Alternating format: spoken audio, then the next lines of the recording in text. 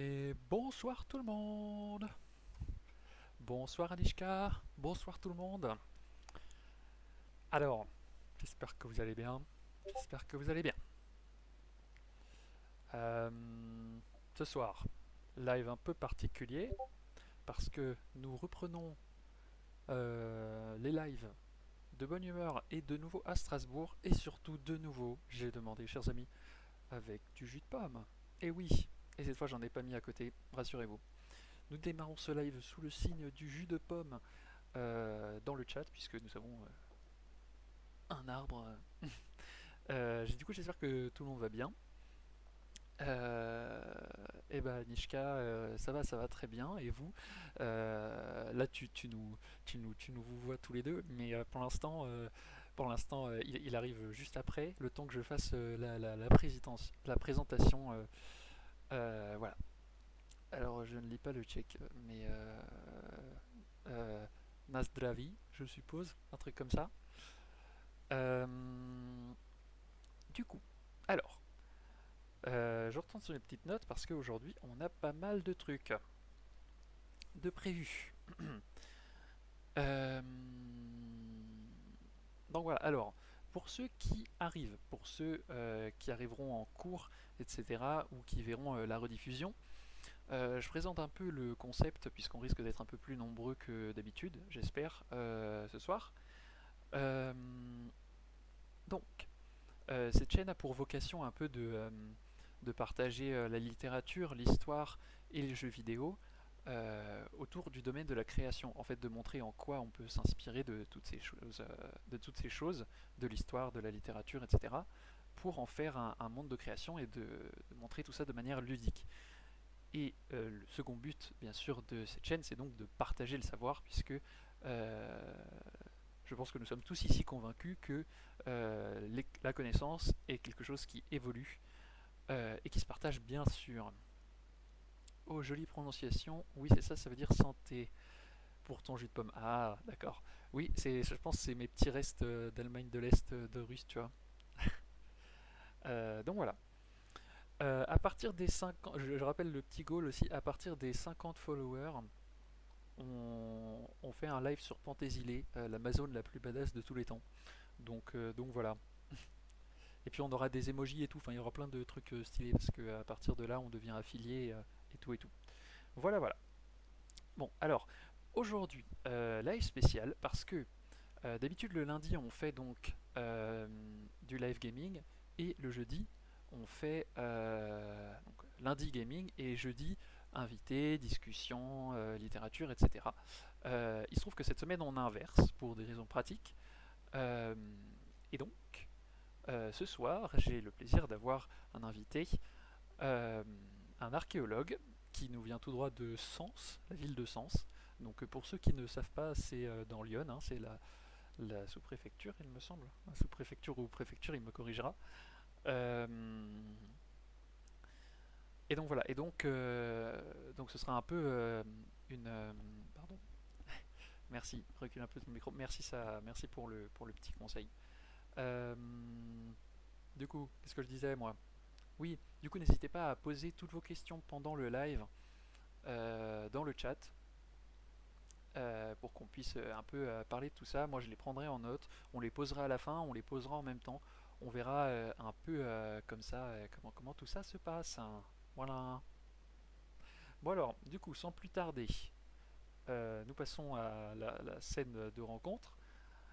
Euh, et pour dire bonjour à notre cher Alexis Tesson.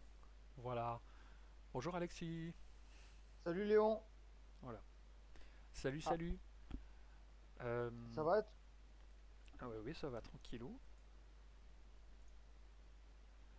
J'ai l'impression qu'il y a un problème d'image. Ah oui, moi aussi. Non.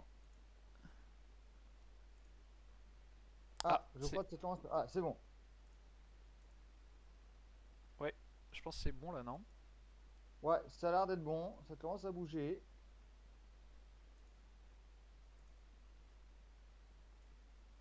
Ah, sinon, c'est pas grave, ça reprendra au cours du live. Oui. Nous avons donc la belle tête d'Alexis, voilà.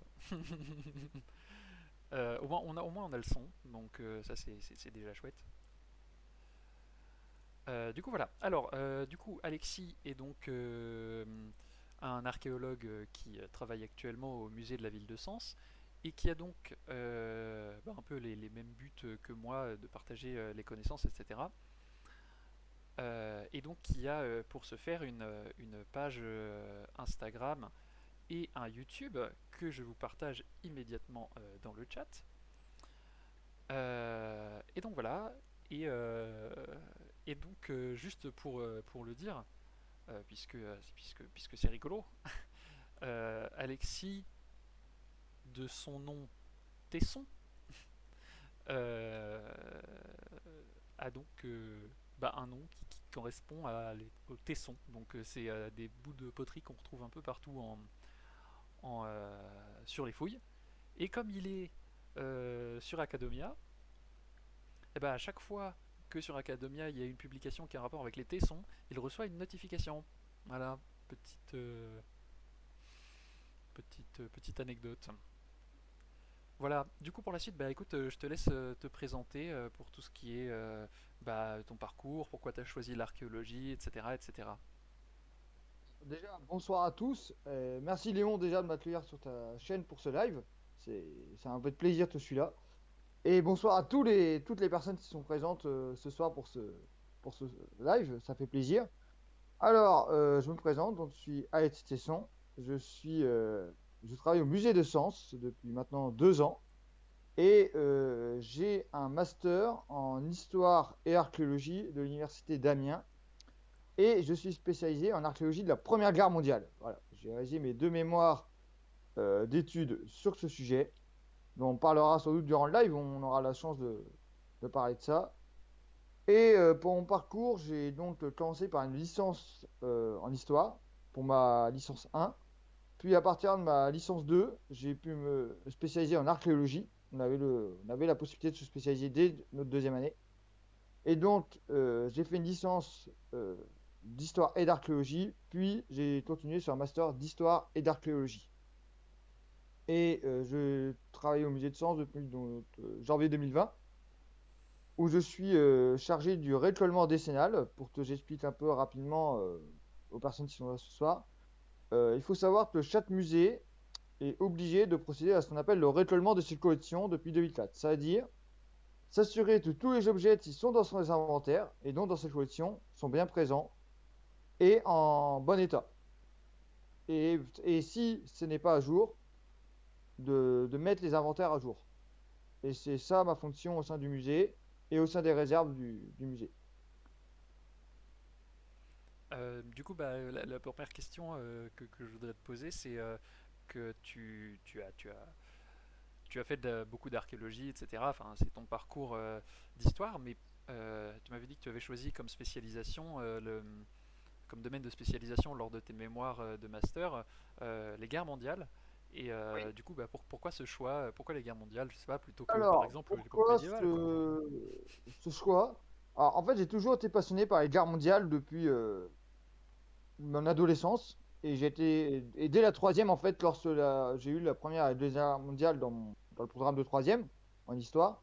Et j'avais une prof d'histoire géo qui m'a donné envie de m'y intéresser. En plus, tu nous avais fait un très bon cours dessus.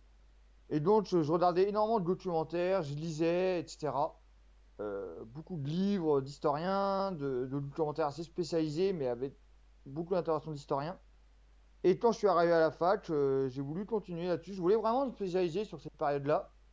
Et en plus, même si l'archéologie, ça se faisait pas encore beaucoup, je me suis dit, ouais, bah, c'est neuf, bah, ça m'intéresse. Parce qu'il y a encore énormément de choses à faire dessus.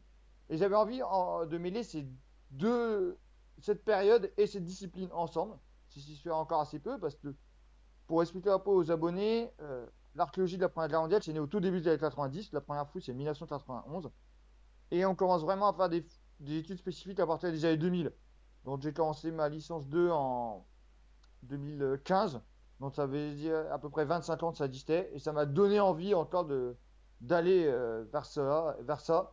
Parce que déjà, par attrait pour cette période-là, et par l'archéologie, et par l'envie de mixer les deux.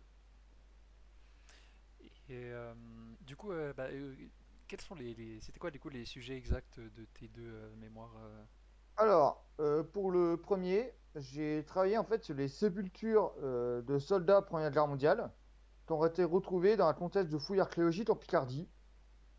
Et j'ai créé une base de données regroupant l'ensemble des informations recueillies sur 18 sites. Ouais, 18 sites et 6 par département. Donc 6 dans l'Oise, 6 dans l'Aisne et 6 dans la Somme. Exactement. Et ça va de la sépulture individuelle à être un combattant tout simplement enterré dans un trou d'obus et tout simplement recouvert par les explosions au cours de la bataille, jusqu'au cimetière militaire provisoire de plusieurs centaines de tombes.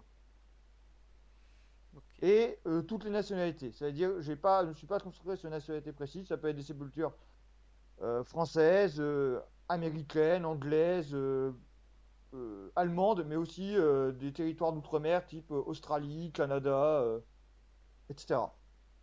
Et donc ça c'était le premier et le deuxième c'était sur quoi Et pour le deuxième, alors ça tombait bien au niveau des dates, c'était sur la médiation au cours de l'archéologie de la Première Guerre mondiale, et la manière dont on présente ça aujourd'hui, que ce soit dans le milieu scientifique, mais également dans le grand public, à partir des articles de journaux, des reportages vidéo, des ouvrages, des conférences, mais aussi des articles scientifiques, ou tout simplement d'un rapport de fouille et d'opération, dont on pourra expliquer, donner la définition plus tard. Et ça tombait bien parce que c'était en 2018-2019, donc l'année du centenaire de l'armistice et du traité de Versailles. Oui, effectivement, ça faisait joli combo. Exactement. Et, Bon, j'expliquerai la particularité de ce sujet plus tard. du coup, alors, bah, la question encore plus évidente, c'est pourquoi l'archéologie. Enfin, je veux dire, du coup, tu es passionné de retrouver des pièces archéologie, le passé, l'histoire, le fait de retrouver tout ça, ça te passionne depuis que tu es tout petit voilà. Ça m'est pas venu tout de suite. L'histoire, ça m'est venu, comme je t'ai dit, durant mon adolescence. Et en fait, l'archéologie, j'ai découvert vraiment ça à au lycée et surtout à la fac, parce qu'on a eu déjà, dès la L1, on a commencé à nous en parler, même si c'était en histoire, en L1 histoire, parce qu'on n'avait pas encore de spécialisation dessus. C'est vraiment à partir de la L2 qu'on s'est spécialisé. On nous a présenté les différents parcours, tout ça, et à l'origine, j'étais parti pour être prof. Je me suis dit, ah, pourquoi pas être prof d'histoire géo. Et d'ailleurs, en L1, j'avais fait un stage dans un lycée avec un professeur d'histoire, dans le lycée, dans mon ancien lycée de l'année précédente, donc le lycée Saint-Vincent à Senlis. C'est un lycée privé. Et c'est vrai que le CAPES, au final, tout ça, ça m'a pas trop tenté de le tenter ensuite. Et j'ai vu énormément des personnes de ma promo qui se dirigeaient vers les masters pour l'enseignement pour peu de possibilités de réussite. Je me suis dit, c'est compliqué, bah pourquoi pas tenter l'archéologie, ça m'a attiré aussi. Je me suis dit, ah, pourquoi pas essayer. Et au final, ça m'a plu.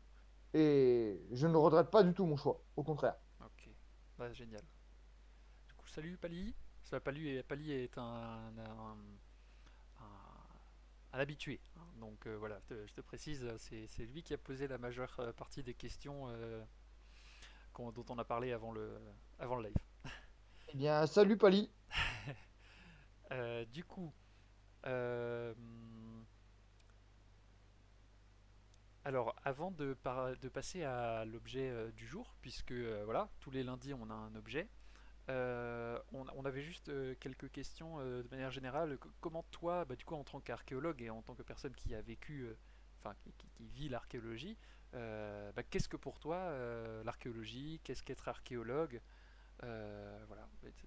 Alors, moi, l'archéologie, je la définis comme l'étude de toutes les traces laissées par l'homme dans la nature et dans son environnement qui s'est adapté, que ce soit durant toutes les distances, que ce soit dans la préhistoire de 4 millions d'années, de vraiment Homo sapiens, Australopithèque, excusez-moi, juste à aujourd'hui. Sachant qu'en France, on définit un vestige archéologique comme un objet qui a au moins 100 ans. Donc actuellement, ça s'arrêterait en 1922. Pour moi, c'est l'étude de tout ce qu'on retrouve témoignant de la présence de l'homme dans la nature et qui peut compléter les archives que l'on possède et les traces que les historiens étudient. Les deux, pour moi, sont complémentaires. L'étude de l'archéologue et l'étude d'historien sont complémentaires. Et archéologue, archéologue, on dit souvent que ça veut tout rien dire. Parce que chaque archéologue est spécialisé sur un type de mobilier, sur une période, sur un événement, sur une spécialité, un matériau, etc. Et comme les historiens, en fait, chaque archéologue est spécialiste d'une période déjà. Et chacun va avoir son champ d'études précis. Et donc dire que je suis juste archéologue, pour moi, ça veut tout et rien dire. Et on est archéologue de quelque chose. Moi, par exemple, je suis archéologue de la Première Guerre mondiale. Moi, c'est comme ça que je le vois. Mhm. Et un archéologue d'une autre période et spécialiste d'une autre période ou spécialiste d'un mobilier. Parce qu'il faut savoir que l'archéologie, c'est aussi le regroupement d'une multitude de disciplines qui sont à la fois littéraires, sociales et scientifiques. On fait l'archéologie, c'est un rassemblement d'énormément de disciplines. Et ça, je pense que quand on est dans les terrains, on se rend pas compte, mais on va en parler ce soir durant le live. Et je pense qu'on va se rendre compte à quel point on est ouvert à énormément de disciplines annexes. Et au sein aussi de l'archéologie, il existe énormément de sciences annexes. On peut parler tout à l'heure. Et justement, bah, du coup, Anishka anticipe ma question et la remarque, du coup, tu disais que donc, dans la définition classique, on peut considérer que un objet est archéologique à partir du moment où il date de 100 ans. Mais du coup, comment on qualifie les objets plus modernes, c'est-à-dire par exemple tous ceux qui sont issus du conflit de la Seconde Guerre mondiale? Alors, on peut les considérer aussi comme des objets archéologiques. Après, c'est une définition théorique. Après, sur la pratique du terrain, on les étudie aussi. Mais c'est vrai que souvent, on essaie de ne pas aller plus loin, on va dire, d'un événement pour lequel on a des témoins encore vivants, par exemple. Par exemple, actuellement, c'est vrai que la Deuxième Guerre mondiale, les derniers témoins vivants des événements sont peu à peu sont extrêmement âgés, témoignent encore aujourd'hui, mais on sait que dans les prochaines années, ils ne seront plus là. Mais au fur et à mesure, quand les témoins vivants sont là, on essaie de ne pas encore trop parler de faire de l'archéologie pour les événements pour lesquels on a encore des témoins. Et là, par exemple, la Deuxième Guerre mondiale, disons qu'on est en transition, parce que c'est encore plus récent que l'archéologie Première Guerre. Et ça se fait encore très très peu. C'est vraiment dans des zones très minimes. D'accord. Bah ça justement on en reparlera je pense lorsqu'on fera la partie un peu casquette archéo de terrain. Parce que Ouais, figurez-vous du coup que là on va passer maintenant donc à l'objet du jour. Parce que c'est justement Alexis qui me l'a présenté, ouais. sur un chantier de fouille qu'il a fait. Ça nous permettra en fait de faire le lien avec la première partie de ce live où en fait on va parler de l'expérience d'Alexis en tant qu'archéologue de terrain. Et dans la deuxième partie, on parlera de son expérience en tant qu'archéologue d'inventaire au musée de Sens. Voilà. Et puis après, on parlera de vos questions, etc., etc. Bien sûr, toutes les questions sont les bienvenues dès maintenant et peuvent être posées, bien sûr, dès maintenant. Donc, l'objet du jour. L'objet du jour, vous aviez vu sur Instagram et sur Facebook, est la Vénus de Renancourt. Est-ce que tu peux nous en dire un petit mot? Bien sûr. Alors, cette Vénus, elle a été trouvée donc sur le site d'Amiens, le site de Renoncourt, qui est principalement situé à Amiens. C'est un site du Paléolithique récent et plus particulièrement du Magdalénien. Et elle date de moins 23 000 ans avant notre ère. Cette Vénus, elle a un attrait particulier parce que c'était la première qui avait été retrouvée dans le nord de la France depuis plus de 50 ans. Et ce sont des objets extrêmement rares qui représentent en fait des corps de femmes à des formes assez exagérées. Là, on peut le voir notamment sur les formes des seins et du postérieur, pour ne pas dire des fesses. Et le nombril, Voilà, c'est. voilà, et exactement du nombril. Et à Renoncourt, la particularité, c'est qu'on ne va pas trouver une. En l'occurrence, on a trouvé, je crois que c'est monté en dizaines, on a plus d'une dizaine, une quinzaine, voire une vingtaine de Vénus qui ont été retrouvées durant les différentes campagnes de fouilles durant les années 2010. Pour situer du début du début des années 2010, peut-être fin année 2000, j'ai plus la date exacte, juste à aujourd'hui. Je crois que la dernière campagne de fouilles a eu lieu en 2021, il a eu lieu il y a 6 mois. D'accord. Et, euh, et du coup, est-ce qu'on sait un peu à quoi correspondaient enfin, à quoi elles servaient ces petites statuettes ou. On peut envisager, émettre l'hypothèse que c'est sans doute dans un cas cultuel. d'un principe peut-être de religion. Après, moi, je suis pas spécialiste de cette Oui, période. Mais en fait, ce sont des questions sur lesquelles les archéologues s'intéressent encore énormément. C'est extrêmement compliqué l'étude des cultes et, et de la pratique de culte et de rendre hommage à une divinité ou à des divinités durant cette période-là, parce qu'on a extrêmement peu de témoignages seulement par les objets et peut-être par des peintures rupestres. d'accord. Ok. Du coup, nickel. Du coup, voilà, c'était donc le petit excursus objet du lundi. Donc, j'ai pas encore prévu l'objet de lundi prochain. Je sais pas encore, voilà, mais donc la pomme, il faudra qu'on la présente un jour, hein. Parce que juste pour t'expliquer, du coup, le délire de la pomme, Alexis, en fait, si tu veux, lors du premier ou du deuxième live, euh, j'ai informé les spectateurs que j'adorais les pommes et que la pomme c'est le fruit par excellence. Voyons, c'est la vitamine, on peut tout faire, on les met dans tous les plats. C'est aussi le fruit qu'on retrouve dans tous les récits, y compris la Bible, hein. Euh, et donc, c'est le fruit parfait. Et donc, je le mets en fait dans tous les bouquins que j'écris. À chaque fois, il y a un petit moment où je cache ce petit bout de pomme. Donc voilà. Ah, tu fais comme Chirac en 95, il disait manger des pommes avec son livre. C'est ça, c'est ça. Alors en fait, le live est sponsorisé par Jacques Chirac en fait. On le salue, le pauvre, il est tout en haut, mais on pense à lui encore ce soir. Exact. Du coup, s'il n'y a pas de questions, je propose qu'on passe à la partie archéologue de terrain. Euh, donc pour cette partie-là, je vais passer ici, puis non, ici. Bingo. Voilà. Un joli terrain de fouille. Du coup, Exactement. alors donc ça c'était quel terrain de fouille, Eh bien, Alexis? nous sommes sur le site où a été retrouvée donc, la Vénus. Nous sommes à Amiens-Renoncourt.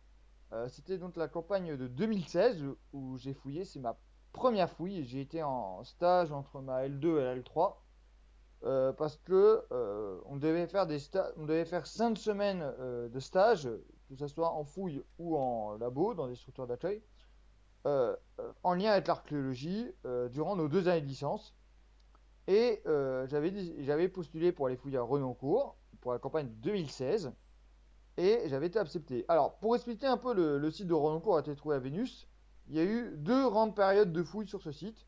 D'abord, une première au début du XXe siècle, qui a été menée par un archéologue samarien, donc les habitants de la Somme, qui s'appelait mince, j'ai oublié, Comon, Victor Comon.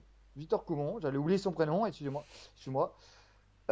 Donc, il y a un archéologue de la fin du 19e et du 20e siècle. Tu as principalement fouillé à Amiens et dans ses alentours, parce que c'est une région qui est extrêmement riche pour le mobilier préhistorique. Et c'est notamment lui qui a trouvé le site d'Amiens-Château-Seul, qui a carrément donné nom à une période préhistorique, l'Aqueléen, du Paléolithique exactement. Et autour des années 1900-1910, il a entrepris des fouilles sur ce site d'Amiens-Renoncourt, qu'il a retrouvé, où il a trouvé énormément de mobilier. Mais ce mobilier a été perdu. D'ailleurs, on en parlera un peu plus tard dans le live, parce que j'ai une petite référence par rapport à mon travail d'aujourd'hui, qui est assez marrante. Les deux sont reliés. Voilà. Et à la fin des années 2000, début des années 2010, ce site a été retrouvé. Voilà, retrouvé. On a commencé à émettre l'idée d'une nouvelle étude et depuis, un archéologue donc, de l'INRAP, l'Institut national de recherche en archéologie préventive, qui habite dans la Somme, qui s'appelle Clément Paris, a repris des campagnes annuelles sur ce site. Je crois que la date, ça date de 2011, si je ne me trompe pas, 2010-2011. Et donc ces campagnes ont lieu en juin et juillet. Et c'est durant cette campagne, notamment, qu'on a retrouvé la Vénus, que l'on a montré par exemple, juste avant pour l'objet du jour. Et donc là, c'était 2 ans après la trouvaille de la première Vénus, nous sommes en 2016. Et donc là, ce que vous voyez dans la fosse, en fait, c'est la zone qui a été choisie pour l'étude de cette campagne. Voilà, donc c'est dans cette zone-là qu'on avait étudié. Là, on les voit pas, mais par exemple, là, sur le petit rebord que tu vois là, en fait, ce sont des endroits qu'on était en train d'étudier. Mhm. Et c'est dommage, il n'y a pas de zoom. On verrait des silettes, des outils en silettes, ils viendraient d'être trouvés sur le terrain. D'accord. Donc là, c'est la zone qui est principalement étudiée depuis les années 2010. Et juste derrière la butte, c'est la zone qui était étudiée par Victor Comon au début du XXe siècle. Et pour expliquer ce site, on y trouve à la fois des objets du Magdalénien, donc moins 23 000 ans avant notre ère, mais également des objets néolithiques plus récents. Mais après, dire quand exactement ils datent dans le néolithique, ça ne saurais pas dire. Mhm. Bah justement, du coup, là, il y a des questions, je vais les poser directement, puisque ça a un rapport avec bah, le chantier de fouilles en lui-même. Euh, Bon, alors d'abord, j'ai posé la question de Pali qui demande est-ce qu'il y a parfois des fouilles en conditions particulières. Donc, Pali, je te demanderai de préciser un peu ta question parce que qu'est-ce que tu entends par conditions particulières? Peut-être des conditions météorologiques. Je ne sais pas. Du coup, j'attends ta précision. En attendant, je pose la question d'Anishka. Donc, quand vous délimitez votre périmètre de fouille, comment faites-vous pour savoir qu'il faut creuser précisément là et pas à 10 mètres à côté? Alors, déjà, il faut préciser qu'il existe différents types de fouilles en archéologie. Il en existe principalement deux. D'abord, là, pour parler du cas de la fouille de Renoncourt, c'est ce qu'on appelle une fouille programmée. C'est-à-dire que tous les ans, on revient sur un site connu pour mener une campagne, on va dire, de quelques semaines, voire quelques mois. Et on va faire ça pendant des années, voire des décennies. Il y a des sites qui sont étudiés en continu depuis les années 70, 80, voire plus anciens. Par exemple, Pompéi, si on peut le définir comme ça, serait plutôt un site lié à la fouille programmée parce qu'on l'étudie depuis le milieu du XVIIIe siècle. Et les études ont toujours lieu actuellement. Voilà. Ah oui. Et ça, c'est le cas de Renoncourt. Et on connaît les zones où il faut creuser. Parce qu'on se dit, bon, on a trouvé des objets à proximité et en lien avec la période, ben, peut-être on va tenter dans cette zone-là, dans cette zone d'emprise, pour voir si on a les mêmes choses ou si on a des choses différentes. Voilà, et voir si, au bout d'un moment, et délimiter la zone du site, tout ça. Mais souvent, nos connaissances historiques et archéologiques du site nous permettent de savoir où creuser. Et ensuite, on a un deuxième type de fouille, on a la fouille préventive, qui, elle, est différente. Il faut savoir qu'en France, lorsque vous faites signer un permis de construire pour un aménagement, il est indiqué que une étude archéologique doit être menée sur la zone qui va être concernée par l'aménagement. Que ce soit la construction d'une usine, la création d'un parking, ou même la construction d'un lotissement, par exemple, d'un immeuble. Et et ça, c'est c'est l'aménageur qui doit mener cette étude. Et c'est dans la loi. S'il ne le fait pas, c'est illégal, il peut être sanctionné. Et donc, ces études ont lieu avant le début des travaux. Et on va procéder à ce qu'on appelle le diagnostic archéologique. Ça veut dire que l'aménageur va indiquer, voilà, je dois faire construire quelque chose, il doit faire un aménagement sur le terrain, sur ce terrain-là, sur cette zone-là. Et il va contacter plusieurs organismes, soit publics, comme l'INRAP par exemple, ou des services départementaux d'archéologie, municipaux, mais aussi des entreprises privées, parce que l'archéologie, il y a aussi il y a de l'archéologie publique, mais aussi privée, donc des entreprises, qui vont lui proposer des devis, et lui va prendre celui qu'il considère comme le plus avantageux pour l'étude. Et donc il choisit celui qui l'arrange le mieux, et l'étude va avoir lieu pendant quelques jours, quelques semaines, voire quelques mois. Ça dépend de la zone d'emprise, la zone concernée par l'aménagement. Et ça veut dire que tout simplement, ça va être une pelle mécanique qui va creuser des tranchées sur une zone, sur la zone de l'aménagement. Voilà, tu immédiatement, tu le montres sur l'image, Léon, c'est très bien, avec la pelle pour voir s'il existe des traces de structures archéologiques qu'on ignorait. Ah, bien entendu, avant de creuser, on connaît aussi, on va évaluer aussi un peu le potentiel archéologique du terrain. Si on sait qu'on connaît déjà s'il y a déjà des sites archéologiques connus assez proches de la zone. Imaginons, voilà, là ils ont trouvé un bon nombre de tranchées. Il est possible qu'il existe un site assez important, pas très loin, et que donc la zone d'emprise soit assez grande. Et là, il y a deux possibilités à l'issue du diagnostic. Soit celui-ci s'avère négatif et on peut donner à l'accord à l'aménageur, voilà, vous pouvez y aller, vous pouvez commencer la construction. Soit celui-ci est positif. Et alors là, on va mener ce qu'on appelle une fouille préventive, c'est-à-dire une étude plus poussée de quelques semaines, voire quelques mois à nouveau sur le site. Vraiment une équipe complète, parce que le diagnostic, il y a peut-être, on va dire, le responsable d'opération, c'est-à-dire le chef de la fouille, et peut-être un ou deux techniciens chargés d'étudier quelques structures trouvées sur le site. Et alors que là, on va vraiment envoyer une équipe complète de 10, 15, 20 personnes archéologues sur le terrain pour réaliser vraiment une étude complète du site. Et ensuite, à l'issue de cette étude, enfin l'aménageur peut commencer les travaux. Mais l'aménageur peut perdre des mois, voire ça peut aller en années, le temps que tout soit mené. Ouais, ouais. Ouais, j'ai plein d'exemples de gens qui craignent, enfin j'ai des relations et des gens qui craignent les fouilles préventives. Ils se disent mince, on trouve des choses partout en France, c'est horrible. Bah oui, bah, on estime qu'en France, tu peux trouver un site archéologique partout, en fait. Toute zone, en fait, a été occupée par l'homme durant le temps et pendant n'importe quelle période. Donc, en fait, des vestiges archéologiques, on en trouve partout. Faut pas se dire, on en trouve à certains points. Ça, et un vestige archéologique, on peut le trouver n'importe où, dans son jardin, ou sur celui du voisin, à 200 mètres de toi. Vraiment, n'importe quel endroit peut accueillir des objets archéologiques.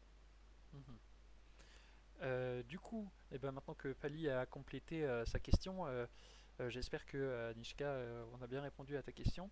Bah, ça permet en fait d'enchaîner sur l'autre partie un peu enfin la deuxième question un peu qu'on se pose euh, quand on parle à un archéologue, c'est comment c'est techniquement vraiment d'être archéologue sur le terrain, c'est-à-dire comment ça se passe, comment on vit, est-ce qu'il y a des conditions, par exemple les conditions météorologiques particulières, est-ce qu'il y a des sites de fouilles plus complexes que d'autres, quelles sont les techniques adoptées. Alors Vali disait, est-ce qu'il y a des sites sous des bâtiments existants, sous l'eau, dans des pays dangereux, etc. Oui, alors, on peut fouiller n'importe où. On peut fouiller n'importe où, ça, il n'y a aucun problème. Par les conditions, souvent, on essaie plutôt de fouiller, on va dire, dans les périodes, le printemps, l'été, l'automne. L'hiver, on va minimiser les fouilles, à part si c'est vraiment des fouilles d'urgence. Ce qu'on appelle des fouilles de sauvetage, c'est-à-dire un projet a commencé où il y a eu une découverte fortuite d'objets d'un site archéologique. Donc là, on va mener une étude. Oui, les conditions météorologiques pour y répondre, on en dépend énormément.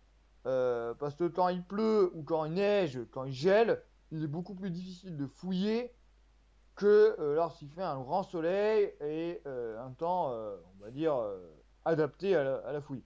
Voilà, là par exemple, tu vois là, par exemple, là, on voit quand même qu'ils sont un peu encapuchonnés. C'est un peu boueux, donc c'est un peu difficile de se déplacer et il peut y avoir des dangers. Bien entendu, ce n'est pas que pour la conservation des objets et pour des raisons pratiques, mais c'est aussi pour la dangerosité. Un site archéologique, ça peut être un endroit dangereux si on n'est pas préparé. Pour les conditions de vie, ça va dépendre de la fouille. Parce que la fouille programmée, ce sont principalement des étudiants, en fait, c'est le héros qui va faire appel à une candidature sur Internet pour trouver des fouillards bénévoles, principalement des étudiants. Moi, je l'ai fait. Je ne sais pas si c'était le cas, Léon, peut-être. Mais on va postuler et là, que là le responsable va dire oui, je vous prends en tant que fouilleur bénévole pour la fouille, pour la campagne de cette année, ou ah bah non, c'est déjà complet, tout ça. Et c'est une condition que je dirais assez rustique et ça dépend du site. Il faut savoir que lorsqu'on va sur un site archéologique, faut avoir quand même une bonne condition physique. La fouille archéologique, ça demande énormément faut être prêt, plutôt avoir un physique assez sportif parce qu'on travaille. On peut travailler que du 5 jours par semaine, mais on peut travailler voire 6 jours par semaine, voire 7 jours par semaine. Et les journées sont des journées, on va dire, assez longues. Là, je parle pour la fouille programmée, où on peut arriver sur le site à 7h30, 8h du matin, parce que souvent, ce sont des fouilles l'été, donc tu as une période où il y a quand même un ensoleillement assez important. Et on peut fouiller jusqu'à 20h le soir, tant que la luminosité le permet, les conditions le permettent. Ça, il n'y a pas de problème. Et ça demande et donc énormément d'énergie. Parce que la fouille programmée, comme c'est un délai assez limité, il faut travailler au maximum, il faut aller au plus vite. Il faut aller au plus vite et étudier un maximum le site durant cette période fermée parce que c'est peut-être des fois 3 semaines de l'année où le site est ouvert et ensuite on ne peut rien faire. On ne va pas dessus. Et on y retourne l'année suivante. Alors, et souvent, lorsque le soir, la fouille est terminée, ben, on peut être logé tout simplement dans une maison parfaitement aménagée, mais on peut aussi, il y a des fois des fouilles où tout simplement on dort dans des tentes, où on dort, moi ça m'est déjà arrivé par exemple, on était logé dans une salle des fêtes, dans un salle de couchage, mais l'ambiance fait qu'on a quand même, c'est quand même très convivial. Alors que la fouille préventive, ce sont 100% des professionnels qui travaillent pour l'organisme, pour la structure, soit publique, soit privée, qui a obtenu la fouille. Donc ce sont des salariés qui, le matin, vont sur le site et qui, le soir, rentrent chez eux. Donc là, les conditions sont complètement différentes. Et par exemple, pour le diagnostic, si on ne trouve pas grand-chose, les techniciens et le responsable de fouille dit de l'appel en attendant qu'on trouve une structure. Voilà, donc les deux types de fouilles sont complètement différentes. Bah, certes, c'est de l'archéologie.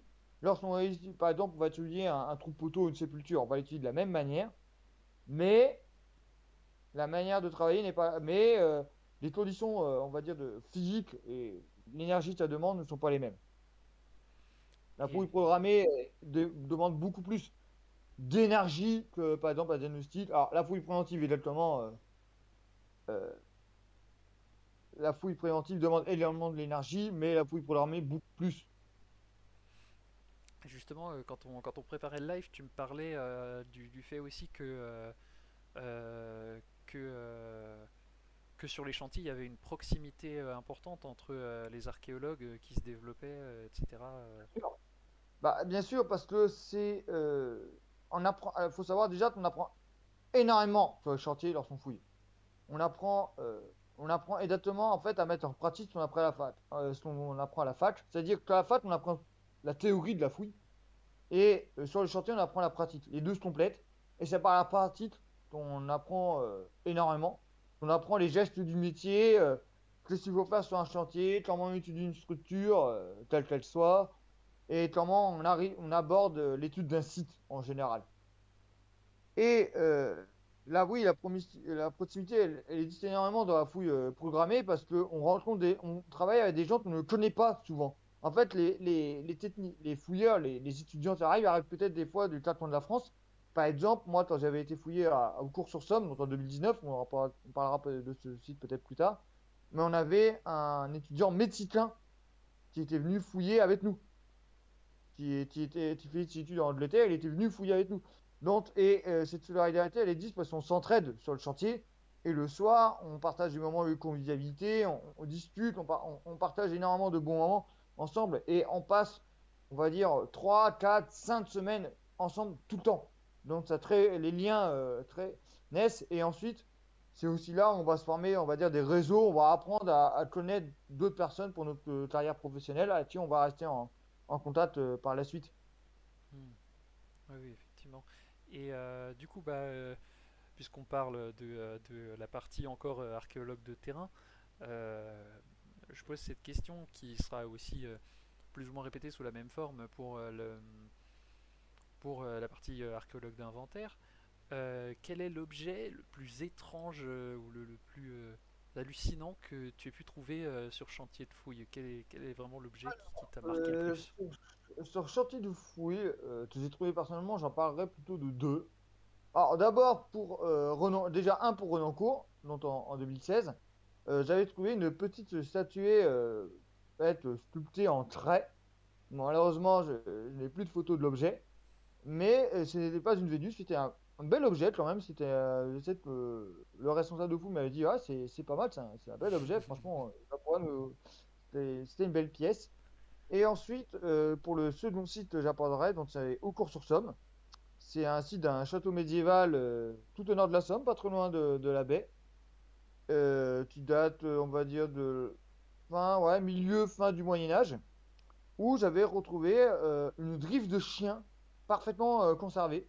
Alors malheureusement, je n'ai pas de photo non plus de la drift, mais elle était parfaitement conservée. Malheureusement, on n'a pas retrouvé d'autres éléments de l'animal, mais on a retrouvé cette drift qui était une très belle pièce. Donc voilà. Et attends, je remonte dans ma petite liste. Oui, bah, l'autre question évidemment qu'on se pose quand on rencontre un archéologue, parce que il y a beaucoup de gens qui sont passionnés par l'histoire, mais Oui. qui n'ont pas le bonheur, entre guillemets, enfin le bonheur d'être archéologue. Je ne sais pas si c'est un bonheur parce qu'il y a aussi des pour et des contre, mais en tout cas qui n'ont pas forcément le bonheur de déterrer et de découvrir un objet de leurs mains. Et donc la question qu'on se pose aussi, c'est de savoir bah, qu'est-ce que ça fait en fait de découvrir et d'avoir entre les mains un objet qui date, bah, je sais pas, de plus de 1000 ans, 2000 ans. Ah bah, moi, franchement, à chaque fois que je trouve un objet, je suis plutôt content, satisfait. J'ai une petite pointe d'émotion, surtout si l'objet est un très bel objet. Et moi, ça me fait toujours quelque chose. J'ai une petite pince au torse, je dis, tiens, ça fait des siècles que cet objet-là, il n'est pas à s'y retrouver. C'est moi le premier qui l'ai sorti. Et c'est vrai, toujours sorti quand quelqu'un trouve quelque chose d'assez particulier, on se le partage entre nous et on a tout. Ah, tiens, regarde, lui, il a trouvé ça dans sa structure. Ah, c'est marrant. Qu'est-ce qu'on a qu'est-ce que ça veut dire. On essaie de relier les objets, bien entendu, entre eux. Et il y a toujours cette petite pointe d'émotion, moi, je trouve que j'ai lorsque je trouve un objet, que ce soit sur le terrain, mais aussi en mobilier, en labo. Bien sûr. Moi, ça me rappelle un peu ce que moi, ce sur quoi je. Enfin, j'imagine même pas ce que ça doit être, enfin, de retrouver quelque chose qui date d'il y a si longtemps. Parce que moi, je travaille donc sur l'université de Leipzig, donc la fondation de l'université en 1409, etc. en Allemagne. En fait, le truc, c'est qu'en Allemagne, les historiens ont quasiment tout fait sur cette université, mais en France, on n'a rien. Et moi, déjà, ça me rend fou de me dire que je vais être le premier à traduire certains termes spécifiques à cette université en français. Et ça va être à moi, quelque part, d'avoir la responsabilité de choisir le bon mot. Alors, j'ai peut-être prétentieux de penser ça, mais du coup, ça me rend un peu assez stressé et assez fier de moi. Du coup, simplement le fait de traduire et d'être le premier à amener ça, alors j'imagine même pas quand on découvre une statuette comme toi tu as découvert, quoi. Bien sûr. Ah, moi, c'est la même chose pour moi. C'est un sentiment très particulier. Et comme c'est dit, c'est toujours cette petite pointe d'émotion. Ok, alors, la suite. Du coup, euh,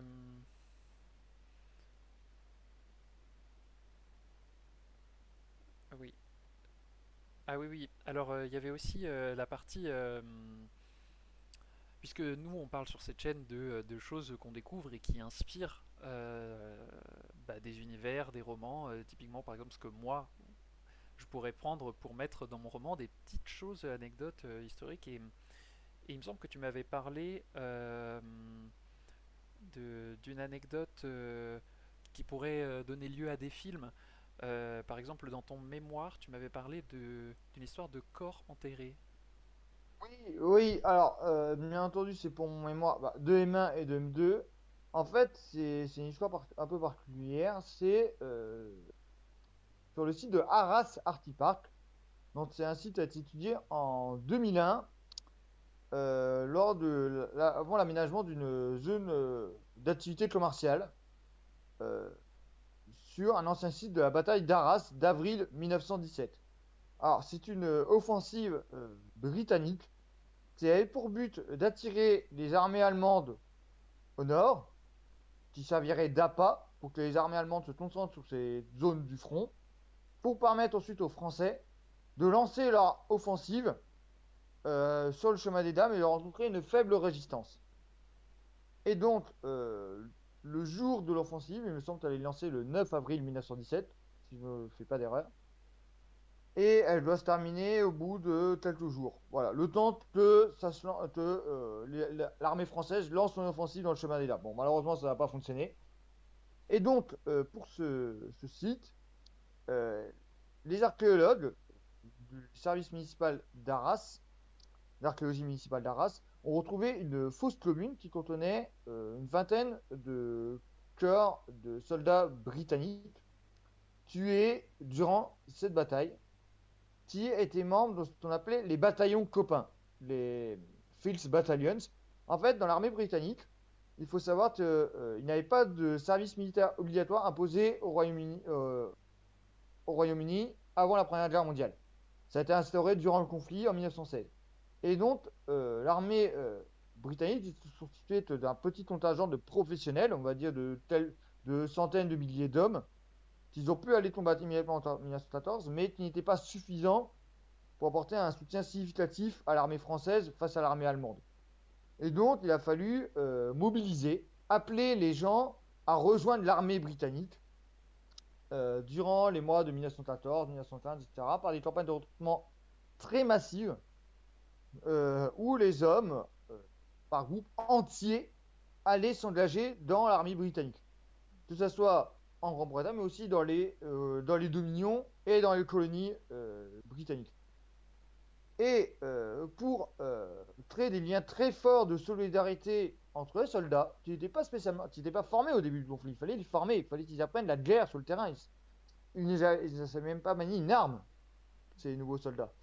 Donc, l'armée britannique a eu l'idée de créer ce qu'on appelait donc ces bataillons copains, de regrouper des hommes qui étaient originaires du même village, de la même, travaillaient dans la même usine, qui jouaient dans le même club de sport, dans les mêmes unités militaires, pour que les liens de solidarité soient tellement forts entre eux, entre des hommes qui se connaissaient déjà avant-guerre, pour créer cette solidarité qui permettrait aux soldats de se surpasser pour la défense d'un camarade, euh, pour entraîner ses unités à aller de l'avant et à se battre jusqu'au bout pour son camarade.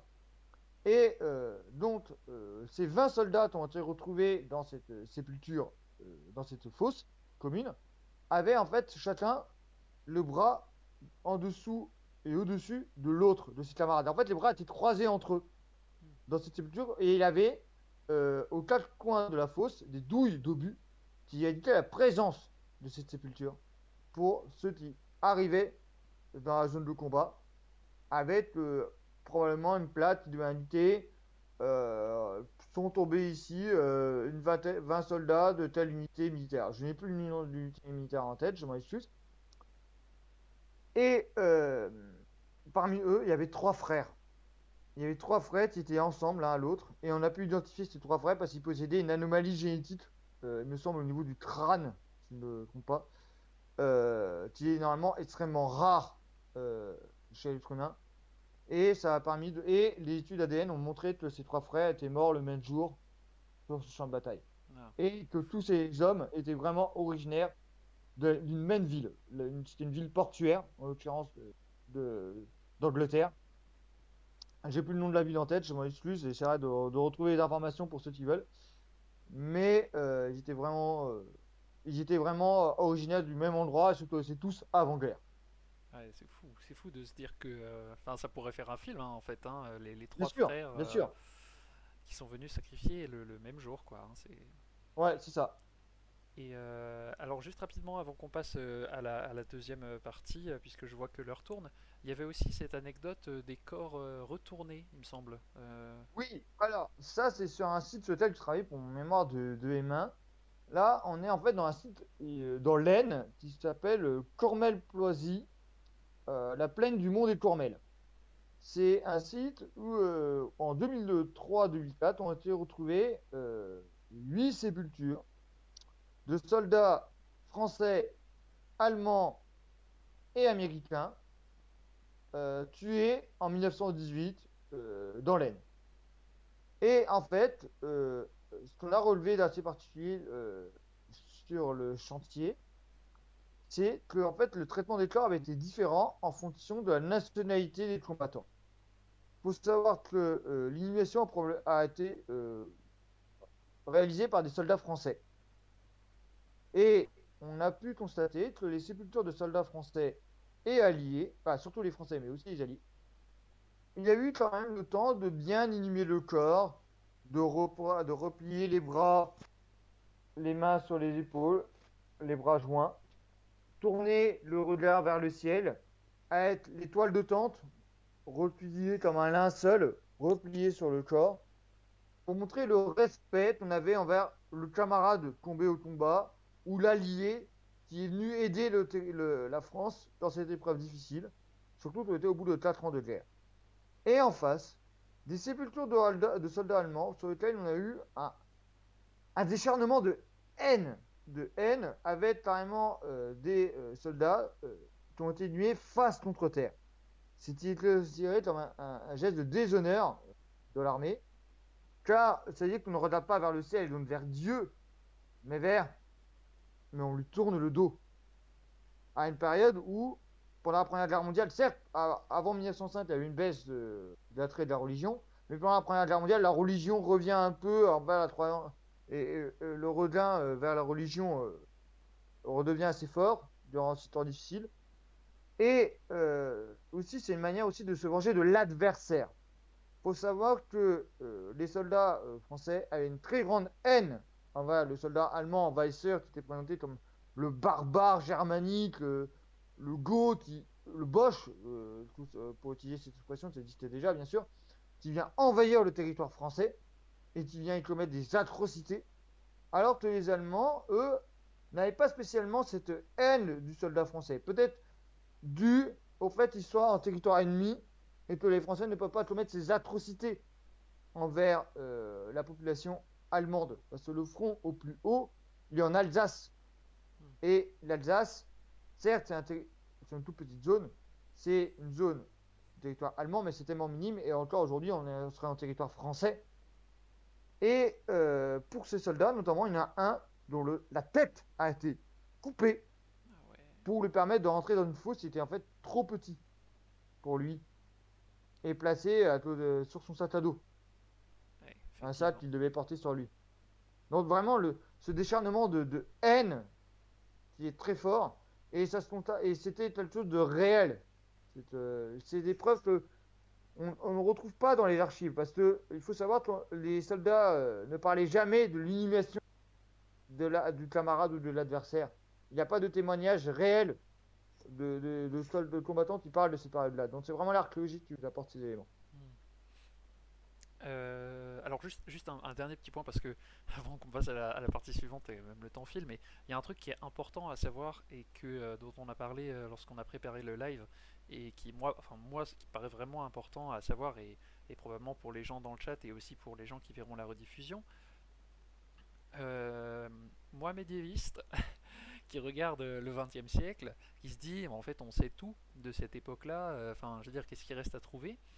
Et donc, j'ai posé la question à Alexis, et en fait, il semble qu'il reste pas mal de choses à découvrir. Bien sûr, bah, là déjà je parlais de tout cet aspect de l'inhumation dont les soldats ne parlent pas dans leurs témoignages. Parce que enterrer un camarade, c'est douloureux. Et on le garde pour soi. Donc, il n'y a pas de lettres ou de journal intime que les soldats pourront avoir entretenir, où ils parlent de tous ces aspects d'inhumation. Et on ne parle pas de cet aspect lié à la mort. Et aussi, un aspect qu'on essaie d'étudier au maximum, c'est les conditions de vie des combattants sur la ligne de front. Retrouver les objets que les soldats utilisent au quotidien qu'ils soient dans les tranchées, mais aussi à l'arrière. Parce que ça, il y a des choses dont les combattants ne parlent pas. On sait des choses de ces conditions, mais les combattants ne parlent pas du tout. Il y a des choses qu'on essaie de ne pas aborder parce que c'est pour nous, c'est pour eux. C'est nous qui l'avons vécu. Donc on garde ça pour soi. Et c'est l'archéologie qui permet de retrouver ces éléments. Et il y avait aussi, tu me disais que effectivement, en France, on fait un énorme travail archéologique à ce sujet, mais pas forcément dans les autres pays et sur les autres fronts. Non, alors déjà, il faut savoir. Bah, en fait, la France est un des seuls pays qui fait de l'archéologie de la Première Guerre mondiale. Et par exemple, l'Allemagne, il n'y en a pas. On a peut-être, moi, par exemple, pour reprendre mon second sujet de mémoire, mon mémoire de M2 sur la médiation, l'archéologie de la Première Guerre mondiale est absente en Allemagne. Elle est absente dans les anciens pays vaincus. Elle est absente de pays où il y a eu des fronts, comme le front de l'Est. Il n'y a pas d'archéologie la Première Guerre mondiale sur le front de l'Est. Sur le front alpin, donc entre l'Italie et l'Autriche-Hongrie, il n'y en a pas non plus. Il n'y a aucune publication. Moi, j'en ai pas trouvé durant mon année de mémoire. Et en fait, les publications sont surtout en France, en Grande-Bretagne, aux États-Unis, mais également dans des pays auxquels on ne s'attendrait pas. Par exemple, l'Australie. L'Australie réalise un énorme travail sur l'archéologie de la Première Guerre mondiale. Et en fait, pour tous ces pays, se sont construits en fait où est né un sentiment nationaliste d'appartenance à une nation durant le conflit. C'est le cas de l'Australie, de la Nouvelle-Zélande, mais aussi de la Turquie. Par exemple, ces trois pays ont réalisé un énorme projet, le projet ANZAC. Donc ça doit être au début des années 2010, autour de 2010-2011, où il y a eu un énorme travail d'études archéologiques sur l'ancien site de la bataille de Gallipoli. Et à part ce grand projet, on va dire, international en Turquie, les principales études ont lieu en France, soit par différentes nations, mais sur le front de l'Ouest. C'est vraiment c'est le seul front où il y a eu vraiment de vraies études archéologiques. Et également en Belgique, sur la partie nord du front. Ok. La Belgique aussi réalise des études. Voilà, donc ça je pensais que c'est quelque chose d'important. Enfin en tout cas moi je me suis dit tiens on a fait tous les fronts mais en fait non, il y a pas mal de fronts qui restent La plupart, en inexplorés. fait. La plupart. Parce que le front de l'Ouest, en fait, c'est un front. Mais le front d'Orient, le front alpin, le front de l'Est, euh, le front de Moyen-Orient, les fronts africains aussi, parce qu'il ne faut pas oublier ces combats dans les colonies. Bien sûr, Il n'y a aucune étude qui a eu lieu. bien sûr. Euh, du coup je propose qu'on passe à à ta deuxième casquette, celle d'archéologue d'inventaire. Et donc au sein du musée de Sens. Donc là pour l'instant j'ai trois photos qui ne sont pas d'une superbe qualité, mais avec lesquelles on va commencer. Euh, et ensuite on passera sur le musée de la ville de Sens où on pourra aller décortiquer ça d'un peu plus près.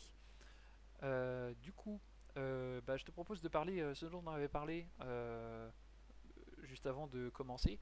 Du silex numéro 1. Alors je suis désolé, il est coupé dans la Ça, on va photo, en mais parler pendant. Déjà, je vais démarrer de la base. Donc, Sens, pour ceux qui ne se situent pas, c'est une ville qui se situe à l'extrême nord-ouest de la Bourgogne et Franche-Comté et de Lyon. Donc, on est très proche, on va dire, de l'Île-de-France. Donc, on est au nord d'Auxerre, au nord-ouest d'Auxerre, à l'est de Troyes, au sud-est de Paris. Et c'est une ville qui possède un énorme passé préhistorique jusqu'au Moyen-Âge, parce que par exemple, c'est là où a été construite la première cathédrale gothique. Sens, c'est la première cathédrale gothique a été construite à Sens. Et pour le musée, on ne parle pas du musée de Sens, mais des musées de Sens. Je vais expliquer pourquoi. Parce qu'en fait, ce musée ne possède pas deux collections qui appartiennent à la ville de Sens, mais en fait regroupe trois collections, dont deux sont très complémentaires. D'abord, il y a celle d'une société privée, qu'on appelle la Société archéologique de Sens. C'est une structure très ancienne qui a été créée en 1844 pour normalement protéger les vestiges gallo-romains de la ville et notamment les anciens remparts qui avaient été démontés à cette période pour protéger les vestiges des anciens remparts. Et cette société, au cours des décennies, des années et des décennies, a a acheté des objets, mais a réussi récupéré énormément lors de fouilles réalisées par ses membres, notamment au 19e, 20e siècle, des achats, des donations de particuliers, etc. Et ensuite, on trouve donc d'abord ensuite la deuxième collection, les collections de la ville de Sens, qui sont à peu près les mêmes, mais à des échelles, on va dire, plus réduites. Et en fait, ces collections, celle de la Société archéologique de Sens et celle de la ville de Sens, sont tellement complémentaires que des fois, on ne sait même pas à qui appartient l'objet, pour expliquer la situation. Et ensuite, on va trouver une troisième collection, c'est sur les archéologies d'État. Euh, alors, je t'explique la règle. En fait, en France, il faut savoir que le grand propriétaire euh, d'objets archéologiques, euh, c'est l'État en soi. Et parce que la loi fait que en France, tout objet archéologique qui est trouvé sur un chantier, depuis 2016, avant c'était une réglementation qui était différente, mais depuis 2016 jusqu'à aujourd'hui, tout objet archéologique qui est trouvé sur un chantier de fouilles appartient systématiquement à l'État. sur le moment clé. Avant 2016, la propriété, c'était la moitié de la propriétaire du terrain et la moitié à l'État. Donc, c'est ce qui crée des problèmes. Donc, c'est pour ça que l'État possède énormément de collections archéologiques dont il faut s'occuper au quotidien. Et il faut savoir que la gestion de ces collections sont gérées par ce qu'on appelle les SRA. Ce sont les services régionaux d'archéologie. Il en existe un par région. Donc, par exemple, en l'occurrence pour Sens, on est relié au service régional d'archéologie de Bourgogne-Franche-Comté qui est basé à Dijon. Et il faut quand même que ces objets, après la fouille, puissent être regroupés, on va dire, dans des endroits adaptés à la conservation d'objets archéologiques et dans ce qu'on appelle des dépôts. Et à Sens, on est dépôt d'État pour le nord de Lyon, c'est-à-dire de la frontière avec la région Île-de-France, juste à, on va dire, le tiers nord du département, pour ceux qui sont dans Lyon ou qui voient à peu près la zone. Peut-être que tu pourras leur montrer une carte par la suite, je ne sais pas. Mais on récupère tous les objets qui sont trouvés dans ces zones, quelle que soit la fouille archéologique. Voilà. Et on possède également un label qu'on appelle le label CCE, Centre de conservation et d'études, euh, qui est, qui est un label particulier qui atteste qu'on est un dépôt, on va dire, assez haut placé. Et dans Lyon, on en possède deux. Un à Sens, un à Bibrac, qui est également dans la partie, on va dire, Bourgogne, un peu plus à l'est, et un qui est en construction à Besançon. Bon, je pense que Besançon, les gens seront plus facilement situés. Ouais, Voilà, voilà, ici. juste, c'est peut-être pas très clair pour tout le monde. Voilà, exactement. Et donc, si tu me donnes quand même un gage de qualité et pour la conservation des objets et de légitimité. Et donc, ces trois collections sont présentées au musée et sont traitées de la même manière. euh, Parce que dans un local qu'on appelle le CEREP, donc le Centre de recherche et d'études du patrimoine, dans lequel mon bureau est basé et où je travaille, qui en fait n'est pas au sein du musée même, dans un bâtiment annexe, on va trouver les réserves du musée et on va accueillir des étudiants, des chercheurs qui viennent réaliser leurs études de mobilier dessus. En archéologie, mais également en beaux-arts, par exemple. Et là, on va parler de mon travail, parce que je vous ai parlé en fait des trois collections. Moi, je me travaille en fait sur les collections du musée de la ville de Sens, qui sont concernées par ma fonction, dont j'ai parlé au début du live, donc le récollement décennal. Pour expliquer rapidement ce que c'est pour ceux qui sont arrivés au cours de live, c'est-à-dire que, comme j'ai dit, depuis 2004, en fait, la loi oblige tous les musées de France à procéder à ce qu'on appelle le récollement de ces collections, c'est-à-dire s'assurer que tous les objets qui sont marqués dans ces inventaires, écrits, papier, et informatisé à s'assurer que les objets vont bien, sont bien présents et de compléter les inventaires si besoin.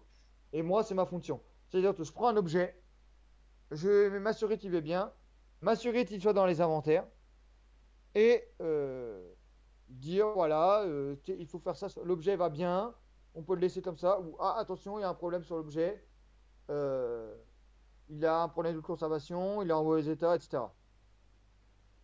Et réaliser des études complémentaires si c'est possible. Ok. Et du coup, je reviens à notre petite photo avant qu'on aille sur le site du musée de Sens. Ouais, Euh, du coup, tout à l'heure, tu me parlais de cette photo et du silex qui est malheureusement coupé à l'image. oui. Alors, en fait, ça, c'est lié à une des collections que j'ai travaillé, étudié, en fait, depuis fin 2020 jusqu'à aujourd'hui. Je viens de finir l'étude, je termine l'étude actuellement. Ok. Donc, en fait, c'est l'étude de la collection Augusta-Hur. Augusta-Hur, qui c'est? C'est une femme qui est née en 1877, si je ne me trompe pas pour la date de naissance, était décédée en 1952. Ta particularité d'avoir fait énormément de ce qu'on appelle de prospection archéologique. Ça veut dire qu'elle se rendait dans les champs et qu'elle ramassait tous les objets archéologiques qu'elle trouvait. Ah ouais. Et cette femme a une autre particularité, c'est qu'elle était la première femme conservatrice de musée en France, à Sens, au musée de Ok. Sens, de 1920 jusqu'à sa mort en 1952. Et en 1947, elle a fait don à la ville de Sens de tous ses biens. Parce qu'elle avait décidé d'aller vivre dans un établissement religieux pour les dernières années de sa vie. dans un lieu adapté parce qu'elle était assez âgée, elle avait des problèmes de santé. Et nous, notamment, toute la collection de Silex, elle a récupéré autour de cette profession. On en compte pas moins de 10 000 qui possèdent tous un numéro unique. Ce qui est extrêmement rare pour les potes. Sa dette, elle a tenu des inventaires très complets durant toute cette période, en indiquant l'endroit où il a été trouvé, dans quelles conditions, vraiment très précisément. Et moi, j'ai fait l'inventaire de cette collection qui était rangée assez sommairement dans des caisses. Et donc, j'ai reconditionné les objets, j'ai relevé leurs caractéristiques, parce qu'on n'avait pas d'inventaire complet de cette collection depuis le décès d'Auguste Hur en 1952. Et pour revenir à Saucilette, en fait, Auguste Hur a rédigé aussi également un ouvrage qu'on appelle le Sénonais préhistorique, donc un ouvrage de 1922, dans lequel elle parle des prospections qu'elle a réalisées, des études, même de fouilles qu'elle a menées, et notamment de tous les silettes, des silettes qu'elle a retrouvés. Et elle a dessiné dans ce livre près de 1000 silettes de sa collection. Et moi, ce que j'ai réalisé, là, je réalisais encore ça la semaine dernière pour y revenir. Je prenais les silettes de sa collection que j'ai inventoriées et euh, j'essayais de les comparer au dessin pour dire quelle silette correspond à quel dessin dans le livre. Parce que cette information était perdue depuis le décès d'Auguste Hur. Et sur les un peu moins de 1000 silettes, je dois retrouver entre 400 et 500 silettes, Ouais. à peu près. Dont celui que tu montres sur la photo, celui tout en haut. Ouais. Ce silex, en fait, c'est un biface paléolithique. Donc, ce silex est représenté là. Je l'ai retrouvé dans le livre d'Auguste Hur. Donc, Voilà, donc je peux te dire que ce silex, il va tel numéro, correspond à tel dessin dans le livre d'Auguste Hur. donc voilà, donc en fait, il n'y a pas que sur les chantiers qu'on fait des découvertes ou des redécouvertes, du Voilà. coup, aussi dans les musées. Et pour revenir aussi à cette collection, en fait, pour revenir à Victor Comon, tu sais, le fouilleur que je parlais de Renoncourt tout à l'heure, Mm. en fait, ce pauvre homme a été mobilisé lors de la Première Guerre mondiale. Il était dans la toute dernière tranche d'âge mobilisable. Il avait 48 ans. Ah Donc, oui. c'était vraiment donc, la classe 1866, mobilisé en 1914. Et il a combattu pendant plus de 3 ans sur le front. Et en novembre 1917, il est décédé. Ah, il est tombé malade. Et il est décédé en avril 1918. Et il était en contact notamment avec Auguste Hur. Il a entretenu une correspondance avec Auguste Hur parce qu'il travaillait sur les mêmes types de mobilier. Et en fait, toute la collection de silettes qu'il avait regroupées durant toutes ses fouilles, notamment un site de référence pour les archéologues en herbe qui sont là, Amiens-Saint-Achel, qui est un des plus grands sites préhistoriques au monde, parce qu'il a carrément donné son nom à une période, l'Acheléen, ou l'Acheléen, je ne sais jamais comment le prononcer, excusez-moi, et à Renoncourt. En fait, cette collection a été dispatchée un peu partout, et en fait, on ne sait pas ce qu'elle est devenue. On a tout perdu. Et en fait, durant l'étude de cette collection du Stalut, j'ai retrouvé des silettes de la collection Comon qui étaient ensemble. Elle était intégrée dans son inventaire. Elle a dû récupérer au moment du décès de Victor Comon en 1918. Au moment où elle a dû devenir conservatrice, c'est assez proche, elle est devenue conservatrice en 1920. Et c'était. Et j'ai contacté mon ancien responsable de la fouille de Renoncourt, Clément Paris, pour dire j'ai retrouvé des silettes de la collection Comon dans les réserves du musée de sciences, dont un de Renoncourt. Ouais. Donc, du site dont on a parlé tout à l'heure. Alors, c'était pas un objet de la période qu'on avait étudiée, donc paléolithique, mais un objet néolithique. Mais il m'a dit, bah, c'est la première fois qu'on me signale la redécouverte d'objets de la collection Comon sur laquelle il a travaillé, parce qu'il a réalisé sa thèse sur le site de Renoncourt. Donc, il a travaillé sur les études de Comon. Et il m'a dit, bah, en fait, ça nous confirme notre hypothèse sur la collection a été dispatchée. On ne savait même pas en fait si la collection avait été vraiment regroupée à un seul endroit ou si elle avait été dispatchée dans différents musées de France. Et l'étude de ces collections a permis de retrouver quelques-uns des silettes, quelques dizaines sur des milliers, mais au moins de confirmer cette théorie que la collection a dispatché à son décès. Ah bah, ah bah voilà. Et justement, bah du coup, ça me permet de faire le lien, le fait que on fasse que ce soit des recherches justement qui finit aussi par, enfin, entre guillemets, euh, valider cette thèse. Ce que tu me disais lorsqu'on avait préparé le live aussi, c'est que bah, ce que tu aimais vraiment aussi dans ton métier, c'est-à-dire que ça colle vraiment avec l'esprit de la chaîne aussi, c'est que justement, on partage le savoir et on est là pour chercher, pour s'aider, pour faire évoluer le savoir ensemble. Et justement, ce que tu me disais, c'est que ce que tu aimais bien aussi dans ton métier, c'était d'aider les chercheurs qui venaient travailler dans les Sûr. centres où tu travaillais. Bien sûr, parce que nous, on accueille donc régulièrement des chercheurs dans nos locaux qui viennent étudier les objets archéologiques qui ont été retrouvés lors de fouilles archéologiques, notamment pour les collections État. Donc, en fait, c'est les fouilles récentes, donc des fouilles à 80, 90, 2000, 2010. Donc, soit ce sont des jeunes étudiants qui viennent pour leur sujet de mémoire ou de thèse étudier des collections de fouilles anciennes qui ont été réalisées par quelques années plus tôt pour étudier une structure en particulier, un petit mobilier qui a été retrouvé sur ce chantier, ou des fois des anciens responsables d'opérations qui reviennent 10, 15, 20 ans réétudier leur mobilier dans nos locaux. Et nous, notre aide, c'est on sort les objets, on les met dans les conditions, on leur met nos outils à disposition, tout ce qu'on a, pour les aider à réaliser ces études. Et en fait, même si on ne réalise pas la recherche directement, on les aide dans leur. Et ça, c'est quelque chose que j'aime parce que la recherche, moi, c'est quelque chose qui est extrêmement important. Ça s'arrête jamais. Pour Ouais. vous dire, par exemple, on a l'impression que l'étude archéologique se concentre sur le terrain, mais c'est faux. En fait, l'étude archéologique de terrain, c'est une petite partie du travail. En fait, la plus grande partie du travail, c'est en labo, c'est dans les dépôts. Lorsqu'on étudie l'immobilier qu'on a retrouvé sur le terrain et ainsi que les données qu'on a récupérées également sur le chantier, qu'on les étudie devant son ordinateur, en train de le laver, de le remplacer dans un contexte, etc.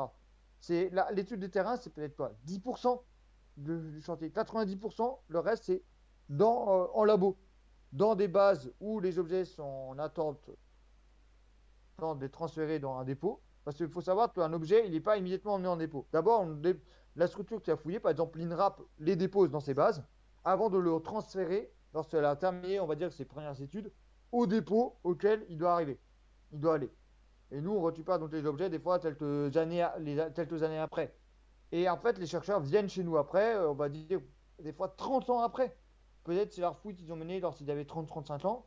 Et bien à 60 ans, ils viennent encore étudier ce site-là qu'ils ont fouillé pour réétudier certains aspects de ce site. Et si c'est des gros sites, des fois, il y a d'autres chercheurs qui n'ont pas fouillé sur ce site, mais qui viennent. Ah bah tiens, j'ai peut-être besoin d'un aspect de ce site-là, je veux le comparer avec un site que j'ai Ouais. étudié, les données, les croiser ensemble. Et ça, c'est quelque chose d'intéressant et que moi, j'aime particulièrement travailler avec ces chercheurs pour ces aspects-là. Ok, du coup, l'heure tourne. Je vais faire on va faire un rapide saut sur le site du musée d'archéologie de la ville de Sens, quand même. Enfin, le musée d'archéologie, Oui, le bien musée sûr. de Sens, pardon. Euh, Oui, et du coup, là, tu m'avais dit d'aller un peu dans la partie collection archéologie. oui. Est-ce que tu peux nous en dire un peu plus sur ce musée et notamment sur sa collection archéologique du Alors, coup? bien sûr, les collections archéologiques, elles sont principalement concentrées sur les périodes allant du Paléolithique au Gallo-Romain, donc jusqu'au Gallo-Romain récent. On a aussi quelques objets médiévaux, mais assez peu. Et là, pour présenter un peu les objets qui sont vite fait très rapidement sur le site. Donc là, vous pouvez voir ici ce qu'on appelle, ce qu'on a donné le surnom de Tour Eiffel. Donc des objets, sans doute dans un cadre cultuel, qu'on va se retrouver dans des sépultures néolithiques sur le site appelé Passy-la-Sablonnière. C'est un site de référence pour le néolithique en Europe et qui sont exposés au musée. Ok. Voilà. Ensuite, ici, hein, ça, c'est une de nos pièces maîtresses qu'on appelle Epona, tout simplement. Donc, cette cavalière qui chevauche son cheval. En fait, c'est un objet qui est à la fois et en bronze et en bois. Ah, intéressant. Et en fait, il a retrouvé il y a très peu de temps, il a été retrouvé en 2009 donc sur un site qu'on appelle Saint-Valérien, le camp de César. Voilà, c'est son nom, le camp de César. Et on a retrouvé cet objet avec différents vases, tout ça, sans doute lié à un principe cultuel, donc à l'exercice d'un culte. Ensuite, donc, Oui. Alors ici, on est sur un objet dont, daté plutôt de l'âge du fer, du l'âge de bronze, qu'on appelle le trésor de Villethierry. Donc c'est un trésor, on va dire, constitué de 2600 objets en fer qui ont été retrouvés dans une sépulture assez importante, notamment ces épingles que tu pourrais faire penser à un bouquet de fleurs dans ce vase. Ou un bouquet de clous. Pardon. Oui, aussi, aussi, aussi. Quel super cadeau pour la Saint-Valentin, c'était pas longtemps ça. Je fais un bouquet de clous. Oui, c'est vrai, hein. Bon, il fallait y penser, hein. Ah oui, ah, pas y penser. Et donc ça, c'est une stèle. C'est une stèle. Alors, j'avoue que je ne saurais pas donner sa caractéristique principale.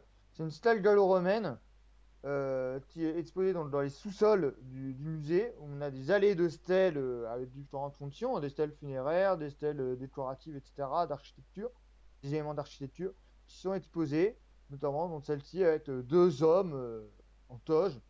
Alors, un qui a l'air assez jeune, avec un visage juvénile, et l'autre un peu plus âgé, mais dont le visage est coupé. Alors là, en description, il y a marqué celle des époux âgés. Donc, Ah oui, tu as raison, c'est raison. Excusez-moi, oui, c'est vrai, tu as raison, c'est celle-là. C'est celle, donc la femme, et ici, le mari.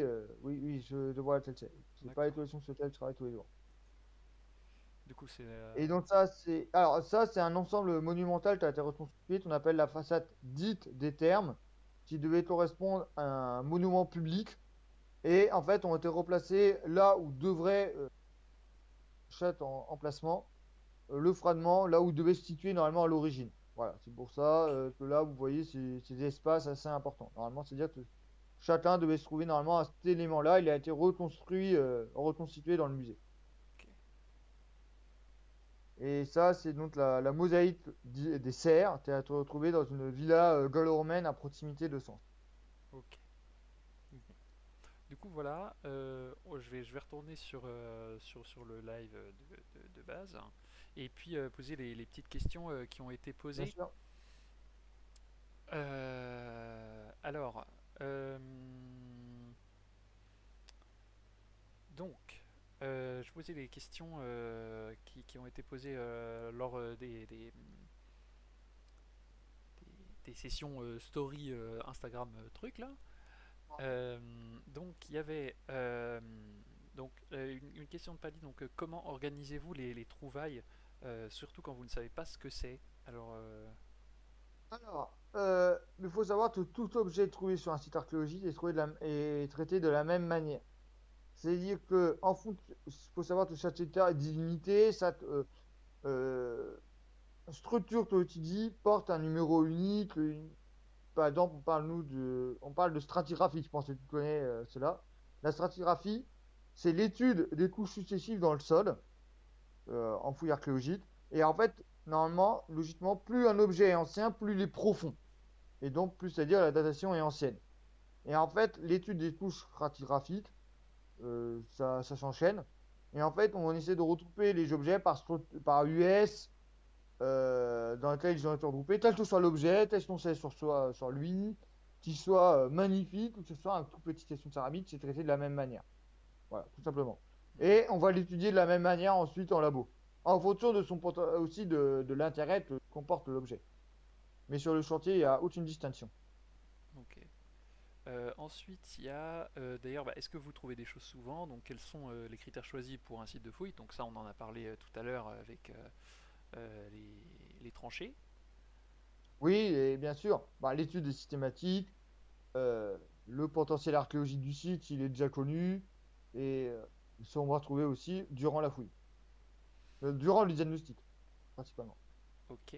La question dans le chat, alors Danishka, donc en tant qu'archéologue, quels conseils, astuces ou méthodologies donnerais-tu à quelqu'un qui débute dans la reconstitution historique?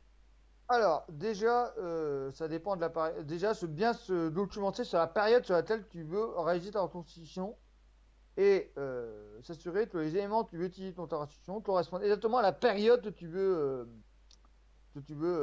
par laquelle tu es intéressé. Imaginons, point où tu veux faire une reconstitution, on va dire, du XIIIe siècle, bien s'assurer que les armes, que les équipements que tu prends correspondent bien à des équipements que tu utilises au XIIIe et pas au XIVe, pas au XVe ou même avant, au XIe ou au XIIe. C'est théorique. Moi, par exemple, on va dire qu'on va essayer de reconstituer une bataille Première Guerre mondiale. 1914, on va partir sur la bataille de la Marne, mais on va pas partir sur un uniforme bleu horizon avec le soldat qui a son Saint-Adrien. Non, on va partir plutôt sur le soldat avec son pantalon rouge, sa veste bleu foncé, le képi, une arme, le fusil Lebel. On va pas utiliser des mitrailleuses. Voilà, on adapte en fonction de la période qu'on veut étudier.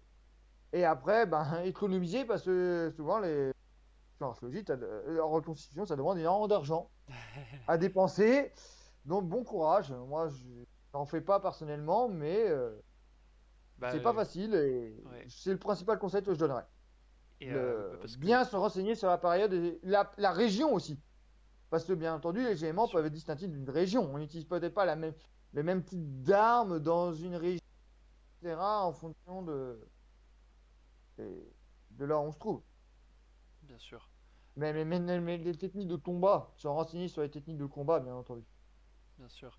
Est-ce que tu aurais, par exemple, je sais pas moi, des, parce que donc Anishka est reconstitutrice, en fait on est dans la même association de reconstitution historique, et du coup si, bah, je sais pas, est-ce que tu as des, je sais pas, des sites ou des endroits où on chercher, ou est-ce qu'il est facile aussi pour un reconstituteur d'entrer en contact avec un archéologue dans un musée pour demander des sources, etc.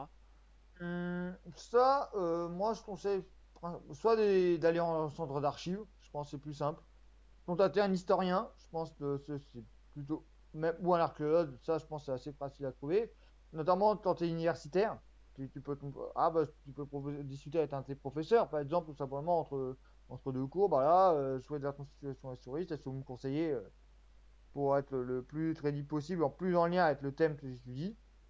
Et surtout l'étude en archives là-dessus, je pense, est important. Et même, contacter aussi d'autres personnes qui font de la reconstitution historique et qui ont l'habitude d'en faire. Je pense que ça peut être intéressant parce que des fois, il y en a qui sont vraiment spécialistes dans ce domaine, sans être historien ou archéologue ou spécialiste ou un professionnel de la culture. Ok, et alors, oui, une question, y a-t-il beaucoup d'objets archéologiques en stock, mais qui attendent d'être étudiés? Oui, bien sûr. Alors, bah, un objet archéologique, déjà, de base, il peut être étudié à tout moment. Un site peut être étudié à tout moment. Mais bien sûr, il y a des sites. Il y a énormément. On ne peut pas traiter tous les sites en même temps. En moyenne, on traite la plupart des sites que nous, par exemple, on a à Sens, la plupart ne sont pas traités actuellement dans les études. Il y a certains qui ont fait énormément d'études. Là, par exemple, tout à l'heure, je parlais du site de Passy, là, pour la tête à Montréal-Tourcelles. Mais c'est un site qui regroupe à peu près, je pense, deux tiers des études sur lesquelles on est concentré actuellement. Et les autres, nos groupes peuvent être une étude, voire zéro étude pour la plupart. Pour 99% des sites, voire 95%. 95% actuellement, il n'y a aucune étude réalisée dessus, ou du moins à notre connaissance à nous. Peut-être il y a des études d'archéologues qui y travaillent, sans venir nous voir, nous, ou nous contacter directement, seulement à partir des données de terrain qu'ils ont dans les rapports de fouilles, par exemple. C'est possible ça. Mais sinon, non, la plupart des sites ne sont pas étudiés actuellement.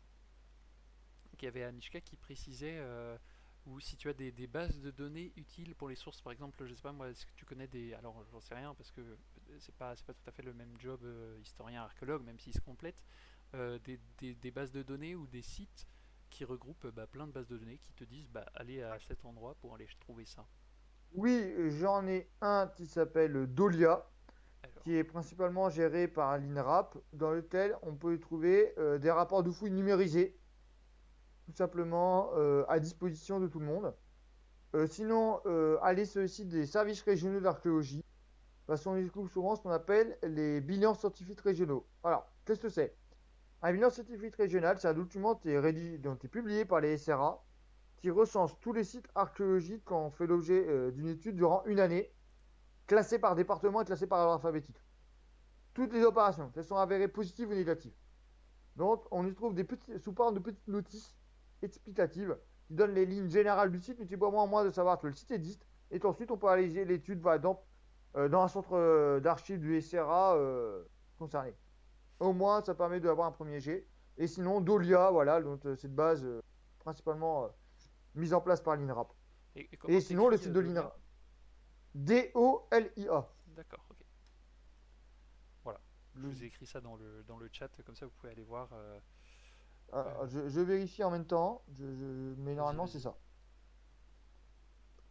Voilà, Dolia, INRAP, catalogue des fonds documentaires et bibliothèques de l'INRAP.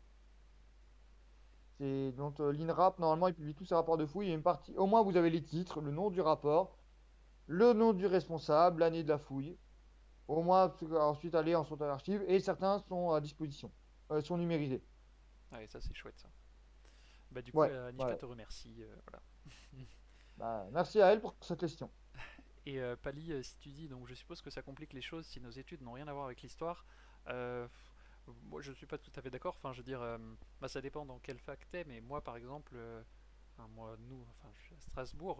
Ok, je suis dans la fac d'histoire, etc. Mais je suis sûr que tu trouveras des profs sympas à aller voir, même si t'es pas dans la même fac entre guillemets, mais que toi dans la même université. Enfin, je sais pas. Moi, je pense que Bien sûr. voilà, s'il y a quelqu'un qui vient voir une prof ou un prof et qui lui dit je suis très intéressé par ce que vous faites, j'aurai des questions, il va te répondre, hein. Ah, bien entendu. Voilà. Les profs sont plutôt ouverts là-dessus. Bon, et ben, est-ce que du coup on touche à la fin, hein, puisque voilà, bah, là il est 19h59. Euh, Est-ce que tu as un mot de la fin? Bah, déjà, je remercie toutes les personnes d'avoir été présentes pour ce live. Franchement, merci à vous. J'espère que vous avez été le plus nombreux possible. Merci pour votre intérêt, merci pour vos questions. Ça a été un plaisir pour moi d'être avec toi ce soir. J'espère que voilà, un plaisir partagé. Bien sûr. Merci encore une fois de plus pour cette invitation. Et je vous dis à très bientôt. Que ce soit bah, peut-être sur ta page, hein, on sait jamais, peut-être d'autres interventions.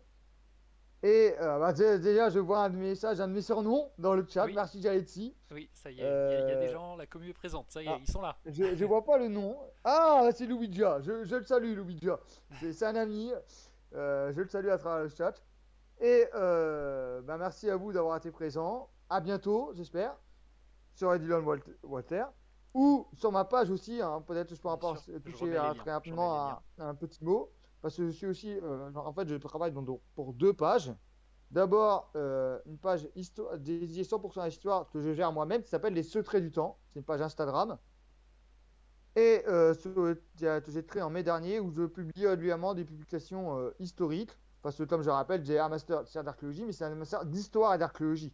Donc, j'ai une licence également en histoire, hein, c'est la branche où je viens. Et sur lequel on est déjà plus de 2000 présents sur cette page en tant qu'abonnés. Mais de plus en plus nombreux. Je remercie d'ailleurs les abonnés qui sont là ce c'est un plaisir Absolument. d'avoir pu parler avec eux pour la première fois. C'est vrai, ils n'avaient pas encore pu me voir jusqu'à présent.